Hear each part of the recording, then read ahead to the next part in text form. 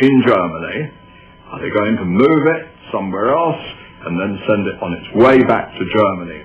I went to Frankfurt Airport on 23rd of January 1989 to look for documents in relation to the preparation of Flight 103 from Frankfurt to London, in particular the cargo and baggage loading plan, who was responsible for loading the plane and what the duties were. But these documents were missing from the daily file. The records at Frankfurt were by no means complete.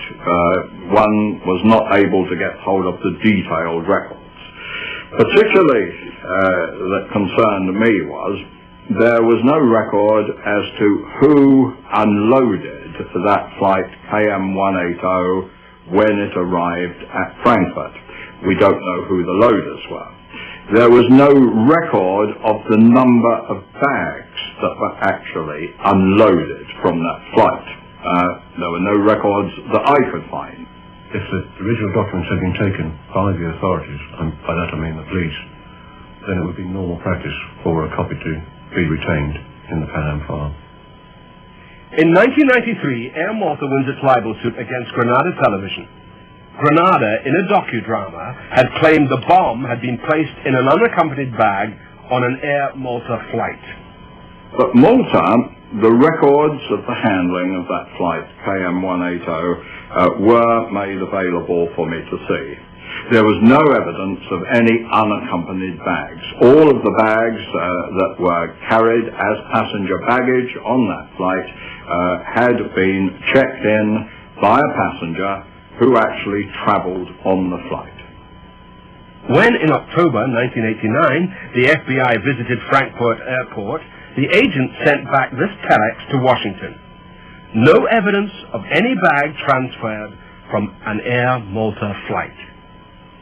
The only evidence showing a transferred bag, a computer printout used to prepare this German police report.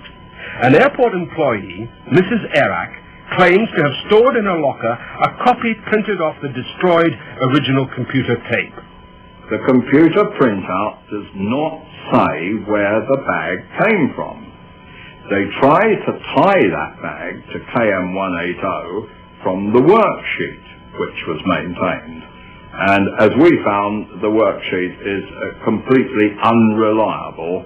And in any case, even if you accept that the worksheet was approximately right, we have nobody that can account for or was in charge of or can tell us who or how those bags came from the actual aircraft, KM180, to that coding station.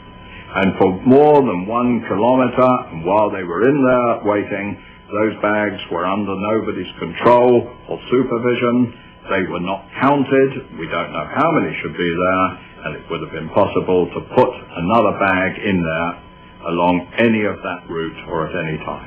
I've never seen any documentation whatsoever produced by Pan Am or anybody else to show there was any interline baggage from the Air Malta flight on the 21st of December 1988. What I can tell you is that both Fahima and Megrahi are members of the Libyan intelligence service. They were undercover as employees of Libyan Arab Airways, but they are in actuality members of the Libyan intelligence service. أنا منذ صغري لا أنا ولا أحد من عائلتي والحمد لله أنهم دخلوا في مجال سياسي أو مجال أمني داخل الدولة الليبية، ولا عمري أنا فكرت في حياتي بأن أكون يعني عملي غير المدني. دائما اشتغلت في الخطوط ودائما ولا زلت إن شاء الله أملي أن أشتغل في الخطوط. تميت الدورة الترحيل الجوي في نيويورك، وتحصلت على الFAA لايسنس الأمريكية. لما تحصلت عليها كنت في ذلك الوقت كان عمري في ذلك الوقت أقل من العمر المصرح به إن نأخذ لايسنس الأمريكية. And in this, as in every spy story, especially in Malta, proverbial land of the double cross, there is a Secret Service defector. a Mr. Jaika with lots of cash, girls, and whiskey. The only thing I can tell you about this particular person is he is a former member of the Libyan Intelligence Service who has defected to the United States, and he is now in the Witness Protection Program of the Department of Justice. So he would be used in a trial of Fahima and Megrahi were the Libyan government ever to release these two for trial, either in the United Kingdom or in the United States. السيد جاكا وكان يشتغل في محطة مالطا، من ضمن الطاقم اللي يشتغل في محطة مالطا. كان هو مسؤول الأمن والسلامة في محطة مالطا. أنا الشيء الذي أعرفه عنه أنه كان الشخص مكروه من العاملين، وقيمة أستطيع أن أتحدث عليه لأنه هو شخص يعني كان سيء الأخلاق مع سواء الموظفين اللي كانوا يشتغلوا معانا، سواء معاملته للركاب، سواء السلطات المالطية نفسها داخل المطار تعرف الكلام هذا يعني. He used to come here with the Libyan Arab Airlines crew or the guests that the passengers that they have to stay night over here, and the way of dealing with us wasn't correct. To the point, once I remember I had to report him to his office here, the representative of the Libyan Arab Airlines. He used to ask a lot of money here. You know, he used to bring sometimes the crew of the Libyan Arab Airlines here, which this crew, they have some allowance, which we had the orders to issue this allowance to them. Well, as their representative, he had authorized signature to give them the allowances, you know, and sometimes we used to hand it to him, and the crew wasn't there.